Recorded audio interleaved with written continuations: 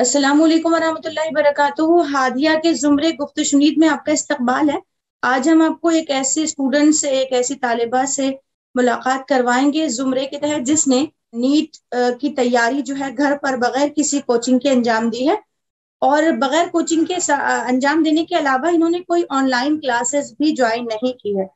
आज जबकि तालीम इंतहाई महंगी हो गई है और तमाम बच्चों का एक परसेप्शन ये बना हुआ है कि वो जिस कदर महंगी एजुकेशन और महंगी तालीम इंस्टीट्यूशन और कोचिंग में अपनी क्लासेस ज्वाइन करते हैं तो वो बहुत ज्यादा फायदेमंद उनके लिए होगा और वो ज्यादा स्कोर कर पाएंगे। ये परसेप्शन बच्चों का आजकल बनता जा रहा है। तालीम इंतहाई महंगी, महंगी तरीन तालीम है। नीट का जो ख्वाब है वो इतना ज्यादा ओढ़ लिया गया है कि उसके लिए बच्चे अपनी कैफियत देखे बगैर जो है नीट की कोचिंग क्लास पर पैसा खर्च करने लगे हैं। और जब ये हालात पैदा हुए कि लॉकडाउन की वजह से स्कूल और तालीमी इदारे, कोचिंग क्लासेस, इंस्टीट्यूशन सब बंद हो गए, तो इस तालिबा ने अपने दरकार मौजूद वसाइल में अपने लिए राहें निकाली हैं। और इन्होंने घर में रहते हुए जब लॉकडाउन का दौरानिया था, उस दौरानिये में मदीहा शहर मोहम्मद इकराम खान ने अपनी तालीम को लगन, जस्तजू और कड़ी मेहनत के साथ मोबाइल पर इंतहाई फ्री जो मौजूद यूट्यूब कर पे वीडियोस हैं और जो वेबसाइट्स हैं उससे फायदा उठाते हुए इन्होंने नीट में 580 मार्क्स स्कोर किया है। आज हम आपसे इनकी मुलाकात करवाएंगे। हम चाहते हैं कि इनके इस लगन के साथ जो और बच्चे भी हों वो भी इससे इस्तेफादा करें कि इन्होंने किस तरह से तालीम को कैसे मुकम्मल किया, इस टारगेट को कैसे इन्होंने अचीव किया है। मदिया सहर, अस्सलाम वालेकुम वरहमतुल्लाहि वबरकातुहू। जी वालेकुम अस्सलाम। जी, आप सबसे पहले अपना तारुफ करवाइए। जी, मेरा नाम मदीहा सहर है। मैंने अपनी जो प्राइमरी और मिडिल की जो एजुकेशन है वो डॉक्टर इकबाल उर्दू स्कूल से कंप्लीट की है और हाई स्कूल की एजुकेशन मुस्लिम उर्दू हाई स्कूल से कंप्लीट की है और 12th तक मैंने KM असगर हुसैन से पढ़ाई की है। और मैं एक मेडिकल एस्पिरेंट हूँ। मेरा इस ईयर का जो नीट स्कोर है वो 580 है और मैं फिलहाल महाराष्ट्र स्टेट काउंसलिंग में पार्टिसिपेट कर रही हूँ इस उम्मीद के साथ कि मुझे कोई अच्छा गवर्नमेंट कॉलेज मिल जाएगा इंशाल्लाह। इंशाल्लाह बिल्कुल मिलेगा, हम भी आपके लिए दुआ करते रहेंगे। ये जो आपने जो मार्क्स स्कोर किया है इसके लिए हम चाहेंगे कि आप हमारे नाजरीन को ये बताएं कि किस तरह से आपने इस टारगेट को अचीव करने के लिए जो रास्ता इख्तियार किया, इसके लिए किसने आपको इंस्पिरेशन दिया है, किससे आप मुतासिर हुई हैं, किसने ये आइडिया आपको दिया है? जब लॉकडाउन स्टार्ट नहीं हुआ था उससे पहले से मेरे जो भाईजान है अब्दुल मोइस खान, वो मुझसे कहा करते थे कि तुम ऑनलाइन स्टडीज करो। मैंने 12th में भी कोई कोचिंग नहीं ज्वाइन की थी 12th के लिए, तो तभी मैं ऑनलाइन ही स्टडी किया करती थी। लेकिन जब लॉकडाउन जब स्टार्ट हुआ तो फिर और भी ज्यादा मटेरियल उससे अवेलेबल होना शुरू हो गए। बहुत से न्यू यूट्यूब चैनल खुले वहां पे और वीडियो अपलोड होना शुरू हो गए और ज्यादा से ज्यादा उस पर इन्फॉर्मेशन मिलने लगी, तो फिर मैंने वहीं से स्टार्ट की। अच्छा, और ये बताइए कि आपने स्टेट बोर्ड के सिलेबस को फॉलो किया है या फिर आपने जो है नीट के सिलेबस को, जैसे कि नीट स्टूडेंट्स जो है वो 11th स्किप कर देते हैं और जो स्टेट बोर्ड का सिलेबस है वो फॉलो करें या फिर नीट का सिलेबस करें या एनसीईआरटी का, ये उनके नजदीक एक बहुत बड़ा मतलब वो होता है, खौफ होता है कि कौन सा पढ़ें। तो इसको कैसे जी, आपने सेटल डाउन किया है? जो मेरी 11th 12th की थी तो जब तक मेरा स्टेट बोर्ड था उर्दू मीडियम से था, तो जो फर्स्ट अटेम्प्ट था तो मैंने उसमें से जो स्टेट बोर्ड की जो मेरी एजुकेशन है उसके बेसिस पे फर्स्ट अटेम्प्ट दिया था। जब मेरे पास CBSE से रिलेटेड कुछ चीजें नहीं थी और वो मेरा पढ़ा हुआ भी नहीं था, लेकिन जब मैंने ड्रॉप किया था तो उसमें मैंने पूरा CBSE का जो पैटर्न है उसको फॉलो किया, NCERT को फॉलो किया और फिर उसको पूरा कवर किया। मतलब मैंने दोनों की स्टडीज की हो। जी जी जी। आपने जो मतलब ये कि दोनों सिलेबस के साथ आपने स्टडी की है, जी नीट और स्टेट बोर्ड या एनसीईआरटी? जी, नीट का जो सिलेबस है वो CBSE पैटर्न पे पूरा बेस होता है हम्म। जो कि NCERT बनाती है। अच्छा, और फिर स्टेट बोर्ड की तैयारी साथ साथ कैसे की है? स्टेट बोर्ड की तैयारी मैंने 12th तक की थी, 11th 12th में। जी। और जो और ड्रॉप ईयर था उसमें CBSE को NCERT को स्टडी किया है। अच्छा, और फिजिक्स के स्टडी के लिए कौन से साइट्स को आपने अप्रोच किया है, कौन से साइट्स पर आप गई हैं, वो तफसील से जरा। जी, फिजिक्स के लिए जो यूट्यूब है उस पर एक चैनल है NEET 101, वहाँ पे एक अमन सर है, तो मैं उनसे पढ़ा करती थी। स्टार्टिंग से जब मैंने अपनी जो ड्रॉप ईयर की नीट की जो प्रिपरेशन है वो जनवरी से स्टार्ट की थी। ये क्लासेस जो स्क्रीन पर आ रही है ये फिजिक्स के लिए की है? फिजिक्स के लिए नीट 101 पे जो अमन सर है, तो उनकी क्लासेस ज्वाइन की है मैंने, वो फ्री ऑफ कॉस्ट है। उसके अलावा जो अनअकैडमी ऐप है, हम्म। अनअकैडमी ऐप पे उनकी और भी बहुत सारी फ्री क्लासेस है, वहाँ पे उनके प्रैक्टिस सेशन होते हैं। जी यही क्लासेस है। ये ये किस चीज के बायोलॉजी लिए के लिए, यूज की आपने ये वाली क्लासेस? ये बायोलॉजी के लिए, अच्छा, बायोलॉजी के लिए ये क्लासेस की, और केमिस्ट्री के ये लिए आपने? केमिस्ट्री है, हम्म। पंकज सर है, और ये फिजिक्स के लिए। अच्छा, ये क्लासेस फ्री है या इसको इसके कोई सब्सक्रिप्शन वगैरह आपको लेना होता है या फिर? नहीं, ये फ्री है, इनका सब्सक्रिप्शन भी होता है अनअकैडमी पे, लेकिन मैंने फ्री क्लासेस इनकी ज्वाइन की है। अच्छा। और किस तरह आपने इसको अप्रोच किया? इनका इसके जो लिए किसने आपको स्टडीज होती है, बताया? हम्म। ये जो क्लासेस होती है यूट्यूब पे लेते हैं, उसके अलावा इनका प्रैक्टिस सेशन होता है। जी जी। उनकी जो ऐप है उस पे वो भी फ्री ऑफ कॉस्ट होता है, आप वो भी अवेल कर सकते हैं। कौन सा? अनअकैडमी ऐप पे बहुत से एजुकेटर है वहाँ पे, उनके जो है तो फ्री क्लासेस होती है, हम्म। आप उसको भी अवेल कर सकते हैं। वहाँ पे प्रैक्टिस सेशन होता है, लाइव पोल होता है, आप अपना एक्यूरेसी और स्पीड को वहाँ पे चेक कर सकते हैं। और क्योंकि जो नीट का जो मेन एग्जाम होता है वो इसी बात पर डिपेंड करता है कि आपकी स्पीड कितनी है और उसके साथ आपकी एक्यूरेसी कितनी है। तो अगर आपको उसको डेवलप करना है, उसके लिए आपको ज्यादा ज्यादा प्रैक्टिस करने की जरूरत है, खासतौर पर फिजिक्स में। तो उसके लिए आप उनकी क्लासेस ज्वाइन कर सकते हैं। एक लिमिटेड टाइम आपको मिलता है, उसमें आपको क्वेश्चन सॉल्व करने होते हैं, और बहुत से पार्टिसिपेंट होते हैं, उनके साथ आपको कंपटीशन होता है। तो एक कॉम्पिटेटिव एग्जाम आप घर बैठे, कॉम्पिटेटिव मतलब माहौल मिल जाता है आपको घर बैठे ही, जिस तरीके कोचिंग में होता है, बल्कि उससे ज्यादा होता है, क्योंकि इसमें बहुत सारे बच्चे पार्टिसिपेट करते हैं। हम्म। तो आप वहाँ पे ले सकते हैं। उसके अलावा बायोलॉजी के लिए भी नीट 101 पे आनंद मनी सर है, जी जी तो मैंने जी। उनकी क्लासेस ली थी। उनका भी प्रैक्टिस सेशन होता है अनअकैडमी पे, हम्म। और आप वो ले सकते हैं। अब बायोलॉजी के लिए जो मेन चीज है वो ये है कि आप एनसीईआरटी पे कितना फोकस करते हैं, उस पर आपकी कितनी पकड़ है। आपको मतलब उसको बहुत मतलब पढ़ना पड़ता होगा, ताकि आप पढ़ना पड़ता है ताकि आप एक एक चीज को अच्छी तरीके से समझ ले, आपको एक एक कॉन्सेप्ट अच्छी तरीके से समझ में आ जाए, और जो भी फैक्ट है वो आपको याद हो जाए। तो उसके लिए आपको ज्यादा ज्यादा उसे पढ़ना पड़ता है, मतलब 3 से 4 बार, दोनों एनसीईआरटी को मिला के, हम्म। बायोलॉजी की 11th और 12th दोनों को मिला के। तो उसको मैंने बहुत मतलब ज्यादा से ज्यादा उसकी प्रैक्टिस की है, उसको पढ़ा है, एक एक लाइन को एकदम कॉन्सेप्ट क्लियर होने तक पढ़ा है। जी जी। हम आपसे एक सवाल पूछना चाहेंगे कि आपको ये जब आप YouTube पर आप पढ़ रही थी, ये फिजिक्स, केमिस्ट्री, जी बायो और मैथमेटिक्स भी इसी पे पढ़ा है? आपने ये तीनों सब्जेक्ट को वहां से कोचिंग ली है? और फिर उसके बाद जी ये कि क्वेश्चन बैंक वगैरह के लिए आपने, हम अपने नाजरीन के लिए जो देख रहे हैं इस प्रोग्राम को, हम उसके लिए जी। डिस्क्रिप्शन में तमाम लिंक्स हम डाल देंगे जो इन्होंने फॉलो किया है, जिस पर इन्होंने पढ़ा है। जो मेन चीज है इसके अंदर नीट एग्जाम में वो ये है कि आप कितने क्वेश्चन प्रैक्टिस करते हैं, इसमें टाइम बहुत लिमिटेड होता है। आपको एक क्वेश्चन के लिए 1 मिनट से भी कम टाइम मिल रहा है जो न्यू पैटर्न है उसके हिसाब से। तो उसके लिए जरूरी है कि आप ज्यादा से ज्यादा प्रैक्टिस करें। और तो वो प्रैक्टिस करने के लिए मेरे पास जो तो अरिहंत की 35 ईयर की, अभी जो 34 ईयर की है उनकी बुक, अभी जो नया एडिशन आया है उसमें, उसमें पीवाईक्यूज दिए हुए हैं, हर सब्जेक्ट के हर एक टॉपिक के पीवाईक्यूज दिए हुए हैं। तो मैंने वो रिफर किया था, और उसके अंदर मतलब ऐसा है कि अगर आपने एक मतलब बुक से पढ़ लिया, फिर उसके मतलब आपने क्वेश्चन सॉल्व कर ली, तो आपको आइडिया आ जाता है कि नीट में किस किस टॉपिक से कितना पूछा जाता है, किसकी वेटेज कितनी है, और किस किस्म के क्वेश्चन वहां से निकाले जा सकते हैं। उसके अलावा जो है तो टेलीग्राम चैनल पे भी बहुत से आपको मटेरियल मिल जाएगा, कोचिंग क्लासेस का भी मटेरियल वहाँ पे अवेलेबल है, बहुत से मॉड्यूल्स अवेलेबल है, बस आपको जरूरत है सही तरीके से उसे सर्च करने की। तो आप वहां से भी अवेल कर सकते हैं। अच्छा, आप ये बताएं कि टाइम टेबल आपने कैसे बनाया था, ये पूरे वसूख से आप समझाएं बच्चियों को कि टाइम टेबल वो किस तरह बनाए अपने स्टडी के लिए, और कौन सा टाइम किस सब्जेक्ट को कितना टाइम वो दें।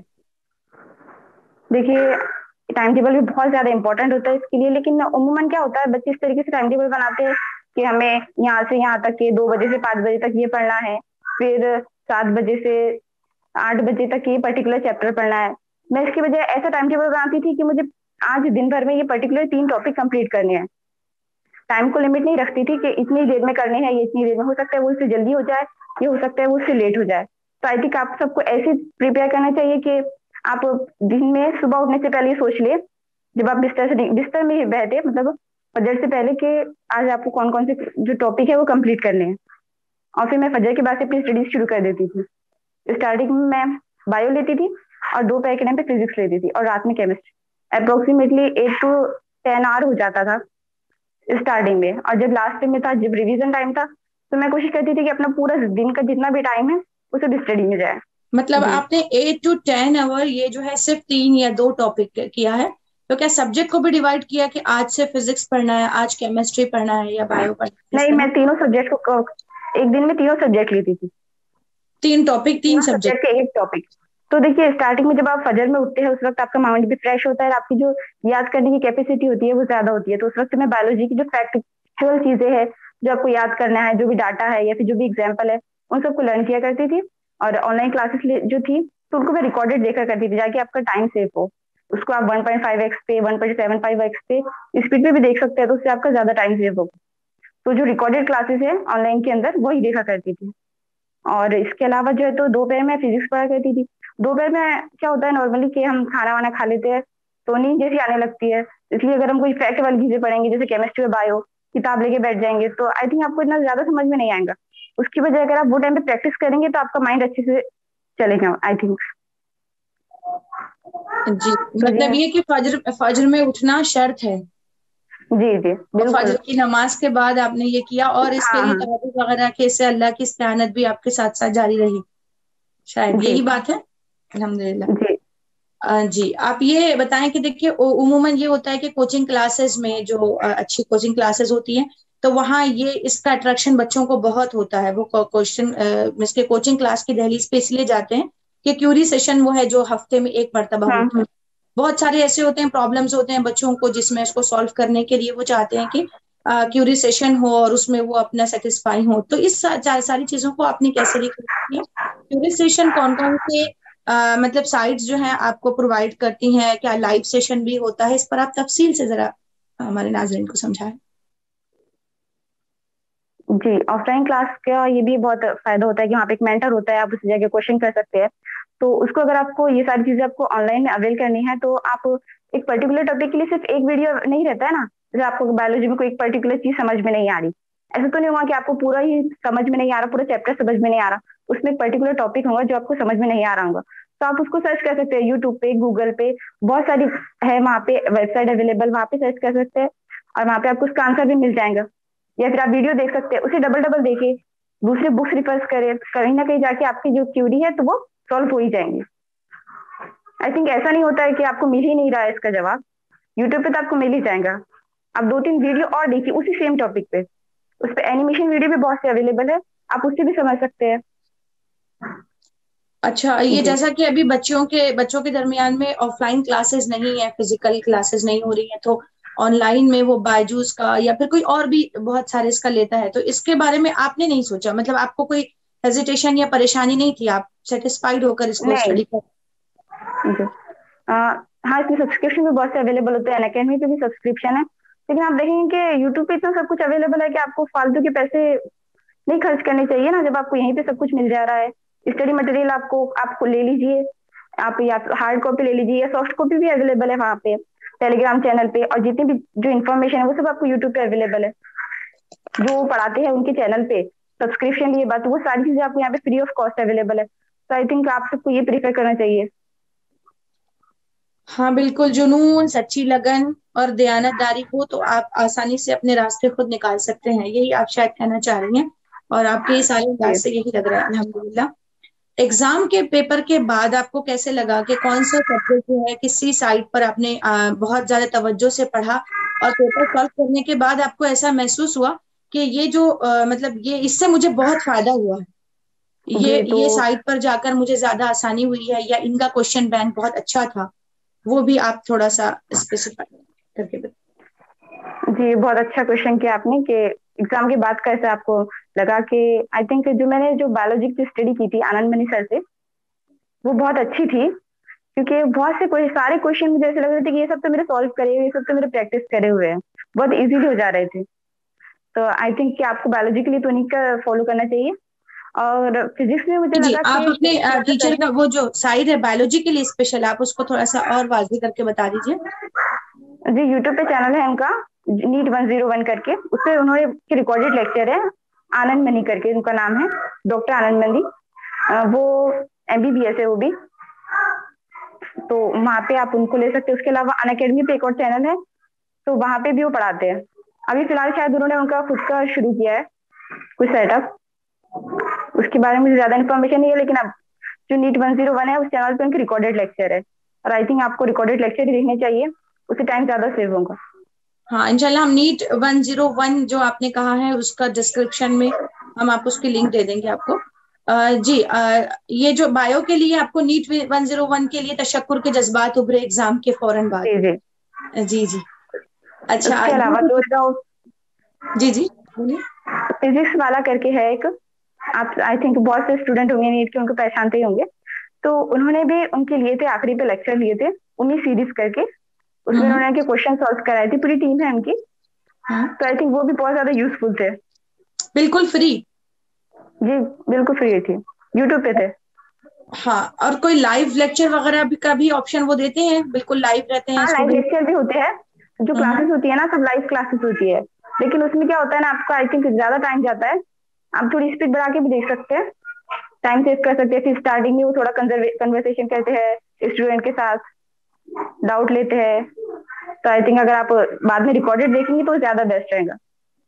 सबसे अहम सवाल, अब मैं आपके पास एक नेक्स्ट सवाल के लिए आपकी तरफ बढ़ रही हूँ। वो सवाल ये है कि आपके पास सारी स्टडी मटेरियल जो है मोबाइल पर आपके पास अवेल था, जाहिर है मोबाइल आपने यूज किया। इसमें जी जो डिस्ट्रक्शन हमारे बच्चों को आता है वो सोशल साइट्स जो स्टडी कर रहे हैं, सोशल मीडिया जी वगैरह, जी क्या आपने इन सब चीजों को इस्तेमाल किया है? जी। देखिए, आई थिंक ये सारी चीजें इंसान पे डिपेंड करती है। अल्लाह रब्बुल इज्जत ने इतनी अच्छी नेमत हमें अता फरमाई है, तो अल्लाह ताला ने मुझे इख्तियार भी दिया है कि तुम उसको किस तरीके से इस्तेमाल करते हो, कि हम सही तरीके में उसका इस्तेमाल करें या गलत तरीके से। तो अगर आप सही तरीके से करेंगे तो ये आपके लिए एक नेमत बन जाएंगी, वरना ये जहमत कहलाएंगी। तो उसके लिए आप जरूरी है कि देखिए, यूट्यूब पे बहुत से होता है कि अगर आपको जो रिकमेंडेड कर रहा है आप उसे कीजिए। उसके अंदर सेटिंग होती है कि आपको किस तरीके की वीडियो रिकमेंड की जाए। तो मोबाइल के अंदर जैसे कि अगर जो भी साइट है उसका सही से इस्तेमाल करें, ये आप पे डिपेंड करता है। उसके अलावा अगर यूट्यूब में बहुत सी गलत वीडियो भी आपको रिकमेंड करता है, जो आप तो आप उसमें कर सकते हैं नॉट इंटरेस्टेड, तो आपको डबल से नहीं रिकमेंड करेगा। आप उसमें सेटिंग कर सकते हैं कि आपको कोई दूसरी वीडियो ना दिखाई दे, सिर्फ पढ़ाई से रिलेटेड दिखाई दे आप उनको। अगर आप वो चैनल को सब्सक्राइब करके रखेंगे तो आपके होम पेज पे भी सारी वही वीडियोस आएंगी। क्योंकि कुछ और आता है तो हमारा दिल चाहता है कि हम इसे भी देख ले, कुछ है शायद, हाँ और फिर बिल्कुल। हमारा और फिर हो जाता है। वो रिवाज बन गया है कि इंस्टा अकाउंट बनाइए, फेसबुक बनाइए, ट्विटर बनाइए, ट्विटर वगैरह, तो ये नहीं, चीजें ऐसी कोई जो है चीजें नहीं। स्टूडेंट के लिए बिल्कुल खतरनाक है। मैं ये पूछना चाह रही हूँ कि क्या ये सब चीजें इस्तेमाल की हैं आपने? जी आपने नहीं, अपनी बिल्कुल नहीं गुफ्तगू में इस्तेमाल की। इंस्टा अकाउंट का वो नहीं कहा, जिक्र किया, इसलिए मैं पूछ रही हूँ कि इन सारी चीजों से आपने बचा है, इन सारी चीजों को इस्तेमाल नहीं किया। क्या आप महसूस करती हैं स्टूडेंट ने इस सब चीजों को इस्तेमाल करना चाहिए या नहीं करना चाहिए? आई थिंक अगर आपको जरूरत है उन चीजों की, उससे आपको फायदा हो रहा है तो इस्तेमाल कीजिए, अदरवाइज नहीं इस्तेमाल कीजिए। आप और ज्यादा डिस्ट्रैक्ट हो जाएंगे इन चीजों से। ऑलरेडी अगर आप यूट्यूब से एजुकेशन लेंगे तो आपको उसमें भी बहुत सारे डिस्ट्रैक्शन आते हैं। अगर आप उसके अलावा भी और दूसरी साइटें विजिट करेंगे, जैसे कि फेसबुक, इंस्टाग्राम, तो फिर आप उसमें उलझ के रह जाएंगे, आपका टाइम वेस्ट होगा। और टाइम बहुत क्रूशियल होता है आई थिंक स्टूडेंट के लिए।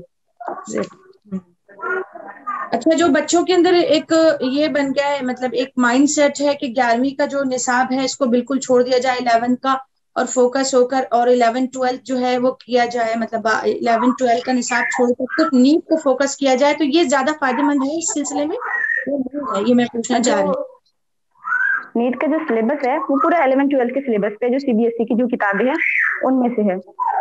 सीबीएसई की जो एनसीईआरटी की बुक्स है, जैसे कि केमिस्ट्री हो गया, बायोलॉजी हो गया, तो ये पूरा उससे आता है, सेम टू सेम आता है, मतलब लाइन टू लाइन क्वेश्चन आ जाते हैं। तो उसके लिए आपको उसको ही ज्यादा स्टडी करनी होगा। और ऐसा नहीं कर सकते आप कि 11 छोड़ देते हैं, तो ये आई थिंक नहीं है, सही नहीं है। क्योंकि अगर वेटेज के हिसाब से देखा जाए तो इसका जो ज्यादा पोर्शन है नीट एग्जाम का, और भी बहुत सारे कॉम्पिटेटिव एग्जाम का, तो वो 11th में ज्यादा दिया हुआ है, ज्यादा वेटेज 11th क्लास का है। तो आपको उससे भी प्रॉपर से स्टडी करनी होगी अगर आप इसको क्रैक करना चाहते हैं। हूँ। चलिए माशाल्लाह। अब ये बताएं कि आप मेडिकल फील्ड में आना चाहती हैं, ये सबसे पहला सवाल था जो आपसे पूछना था। लेकिन फोकस हमारा था ये कि हम आपको फ्री में एजुकेशन, बच्चों ने नीट की तैयारी आपने की है तो और भी हमारे पास जो स्टूडेंट हैं, जो तालिब इल्म है, वो किस तरह आगे बढ़े, हमने इस बात की कोशिश की कि हम जो है इसको इसी को समझें। लेकिन अभी जो मेरा आपसे सवाल है वो सवाल ये है, नेक्स्ट सवाल की तरफ मैं बढ़ रही हूँ कि मेडिकल फील्ड आपने चूज किया किस मकसद के तहत और किस प्लान के तहत, आपका आगे मंसूबा क्या है, आपका मकसद क्या है? मेडिकल स्पेशल आपने जो चूज किया है, मुझे आप उसको बताएं। जी, एक्चुअली ये मेरे अम्मी वालिदैन का था ड्रीम कि मैं डॉक्टर बनूं। और आई थिंक मुझे ये मकसद रखना है कि मैं अपनी कौम के लिए काम में आ सकूं। आई थिंक लोग सभी ये कहते हैं कि हमको कौम की खिदमत करना है, लेकिन ऐसा कुछ दिखाई नहीं देता। तो मैं अल्लाह रब्बुल इज्जत से यही दुआ करती हूँ, आप भी मेरे लिए दुआ कीजिए कि मैं अपनी बात पे सच्ची रहूं और इस कौम की कुछ ना कुछ तो खिदमत कर सकूं कि आखिरत के दिन अल्लाह रब्बुल इज्जत मुझसे भी खुश हो जाए। और आई थिंक अभी जो यहाँ पे आजकल मुस्लिम जो डॉक्टर्स है उनकी बहुत ज्यादा कमी है, तो आई थिंक लड़कियों की वजह से आना चाहिए मेडिकल फील्ड में ताकि हमारी कौम की तरक्की हो। ये जो मेडिकल फील्ड में मतलब ये एक फील्ड मसीहाई की है और इंसानों को दर्द से निजात देने वाली एक ऐसी फील्ड है, लेकिन उसके बावजूद हम देख रहे हैं कि फील्ड में जो है माल प्रैक्टिसेस इसमें बहुत ज्यादा हो रही हैं। लूटने वाला आम इंसान को, पब्लिक को, आप भी जानते हैं, हम भी जानते हैं, लूटने वाला एक उमूमी अंदाज है। तो इन तमाम चीजों को, इस सिनेरियो में आप अपने आप को कहाँ देखती हैं, किस हैसियत से आप चाहती हैं कि आपकी दुनिया और आखिरत दोनों के लिहाज से ये फील्ड जो है आपके लिए फायदेमंद हो? तो आप हमारे अपने अपने आखिरी सवाल के साथ ही आप हमारे नाजरीन को जो है, बच्चियों को एक अच्छा सा स्ट्रॉन्ग पैगाम दीजिए और ये भी बताइए कि आप इन माहौल में, इस माहौल में जो मेडिकल का माहौल है, इसमें अपने आप को कहाँ देखती हैं? जी, देखिए कि ये है कि आजकल बहुत ज्यादा मतलब लोगों को लूटा जा रहा है, जबकि ये बिल्कुल सही नहीं है। अल्लाह रब्बुल इज्जत ने जब हमें इतने अच्छे प्रोफेशन के लिए, इतने नोबल प्रोफेशन कहा जाता है जिसे उसके लिए अल्लाह ताला ने हमें चुना है, तो हमारा ये काम बनना चाहिए कि हम जितना हो सके खुद से अपने अल्लाह रब्बुल इज्जत के बंदों की खिदमत करें, उसमें अपनी जिंदगी को सर्व करे। तो मैं यही करने की कोशिश करूंगी। उसके अलावा आई थिंक गवर्नमेंट ने चाहिए कि वो कुछ लिमिट सेट करे फीस की, कि जो प्राइवेट मेडिकल वो है अपने डॉक्टर्स, तो वो इतने पर्टिकुलर लिमिट के अंदर ही फीस ले सकते हैं, क्योंकि वो बहुत ज्यादा हो जाती है। और उसके अलावा गवर्नमेंट जो हॉस्पिटल है उनकी भी जो फैसिलिटीज है, वहाँ का इंफ्रास्ट्रक्चर है, वो ज्यादा बेहतर होना चाहिए ताकि लोग प्राइवेट में जाए नहीं और इन सब की जो फीस है डॉक्टर की वो खुद गवर्नमेंट पे करे उनके लिए।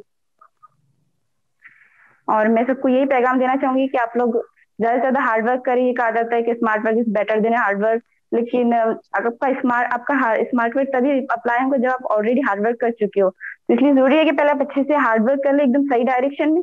तो इंशाल्लाह अगर आप सख्त मेहनत करेंगे तो अल्लाह रब्बुल इज्जत भी आपको उसका फल अता फरमाएंगे इंशाल्लाह। इंशाल्लाह, जज़ाकल्लाहु खैर। आपने हमारे इस प्रोग्राम में तमाम नाजरीन के साथ आप बनी रही, आपने बहुत अच्छे तजावीज़ और मशवरे इनके सामने पेश किए और उम्मीद है कि इससे बहुत फायदा होगा। इसी के लिए हम आपसे रुख्सत लेते हैं और आप हमारे साथ बने रहिए। ये जुमरा हादिया ई मैगजीन का जुमरा गुफ्तशुनीद है। इंशाल्लाह हम आपके लिए नेक्स्ट रहनुमाई के लिए मजीद पैगाम करते रहेंगे। जज़ाकल्लाहु खैरन कसीरा। अल्लाह हाफिज।